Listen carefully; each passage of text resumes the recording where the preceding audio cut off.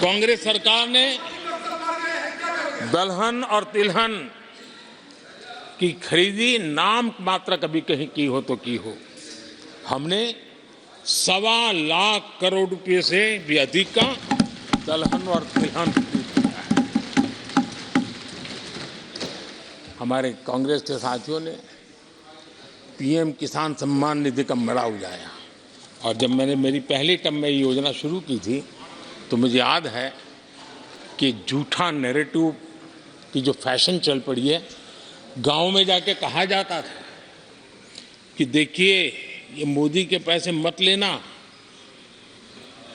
ये चुनाव एक बार जीत गया तो सारे पैसे ब्याज समेत तुमसे वापस मांगेगा। ऐसा झूठ फैलाया गया था, किसानों को इतना मूर्ख बनाने की कोशिश की गई थी। आदरणीय अध्यक्ष जी, पीएम किसान सम्मान निधि 2,80,000 करोड़ रुपए हमने भेजे। पीएम फसल बीमा योजना 30,000 रुपया का प्रीमियम और उसके सामने 1.5 लाख करोड़ रुपया मेरे किसान भाई बहनों को। कांग्रेस ने अपने शासनकाल में कभी भी मछुआरे पशुपालक की तो नामो निशान नहीं था उनके काम में। पहली बार इस देश में मछुआरों के लिए अलग मंत्रालय बना, पशुपालन के लिए अलग मंत्रालय। पहली बार पशुपालक को, मछुआरों को किसान क्रेडिट कार्ड दिया गया ताकि कम ब्याज से उसको बैंक से पैसा मिल सके, वो अपना कारोबार बढ़ा सके। किसानों और मछुआरों की चिंता सिर्फ जानवरों की नहीं होती है, जिंदगी का एक महत्वपूर्ण हिस्सा है। आर्थिक चक्र को चलाने में इन पशुओं की भी बहुत बड़ी भूमिका होती है। हमने फुट एंड माउथ डिसीज उससे हमारे पशुओं को बचाने के लिए 50 करोड़ से ज्यादा टीके लगाए हैं, पहले कभी सोचा नहीं। आदरणीय अध्यक्ष महोदय, आज भारत में युवाओं के लिए जितने नए अवसर बने हैं ये पहले कभी नहीं बने। आज पूरी वोकैबुलरी बदल गई है, शब्द पूरे जो पहले कभी सुनने को नहीं मिलते थे वो बोलचाल के सहज दुनिया में शब्द आ चुके हैं। आज चारों तरफ स्टार्टअप्स की गूंज है, यूनिकॉर्न्स चर्चा में है। आज डिजिटल क्रिएटर्स एक बहुत बड़ा वर्ग हमारे सामने है। आज गीग इकोनॉमी की चर्चा हो रही है। ये युवाओं के जुबान पर ये नए भारत की नई वोकैबुलरी है, ये नई आर्थिक साम्राज्य की नई परिवेश है, नई पहचान है। ये सेक्टर युवाओं के लिए रोजगार के लाखों नए अवसर बना रहे हैं। 2014 से पहले डिजिटल इकोनॉमी की साइज ना के बराबर थी, बहुत ज़्यादा उसकी चर्चा भी नहीं थी। आज भारत दुनिया की डिजिटल इकोनॉमी है, अग्रणी है। लाखों युवा इससे जुड़े हैं और आने वाले समय में ये डिजिटल इंडिया मूवमेंट जो है वो देश के नौजवानों के लिए अनेक अवसर, अनेक रोजगार, अनेक प्रोफेशंस के लिए अवसर लेकर के आने वाला है। आदरणीय अध्यक्ष जी, आज Bharat made in India phone दुनिया में पहुंच रहे हैं। दुनिया में हम नंबर 2 बन गए हैं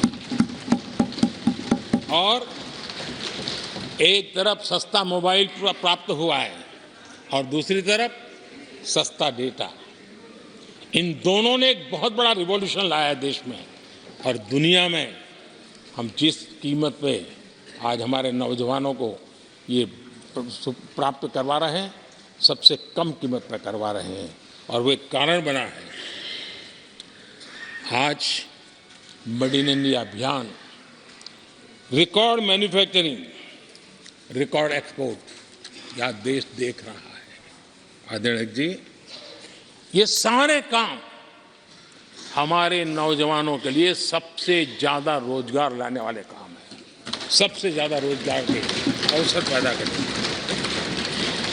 आदरणीय अध्यक्ष महोदय, 10 वर्ष में टूरिज्म सेक्टर में अभूतपूर्व उछाल आया है।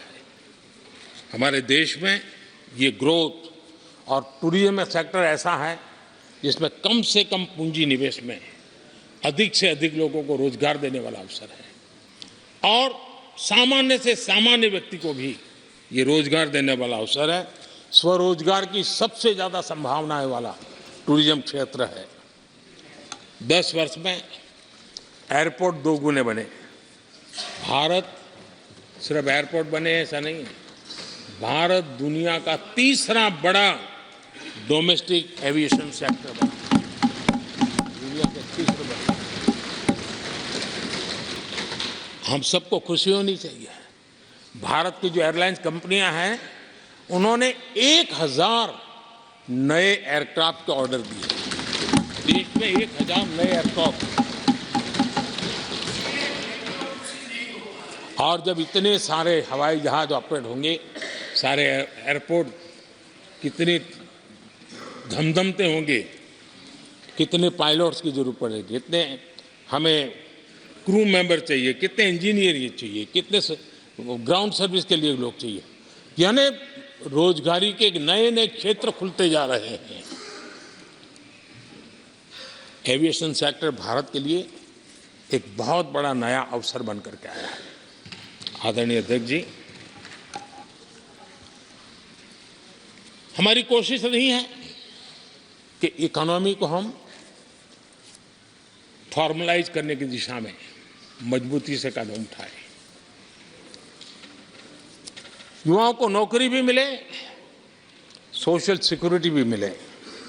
इन दोनों को लेकर के और आपने जिन बातों के आधार पर हम निर्णय करते हैं और देश में भी माना जाता है, वो एक होता है डाटा ईपीएफओ का। ईपीएफओ में जो रजिस्ट्रेशन होता है, 10 साल में करीब 18 करोड़ नए सब्सक्राइबर आए और वो तो सीधा पैसों से जुड़ा खेल होता है, उसमें फर्जी नाम नहीं होते हैं। मुद्रा लोन पाने वालों में 8 करोड़ लोग ऐसे हैं जिन्होंने जीवन में पहली बार कारोबार अपना शुरू किया है, बिजनेस। और जब मुद्रा लोन लेता है तो खुद तो रोजगारी पाता है, 1 या 2 और लोगों को भी रोजगारी देता है, क्योंकि उसका काम ऐसा होता है।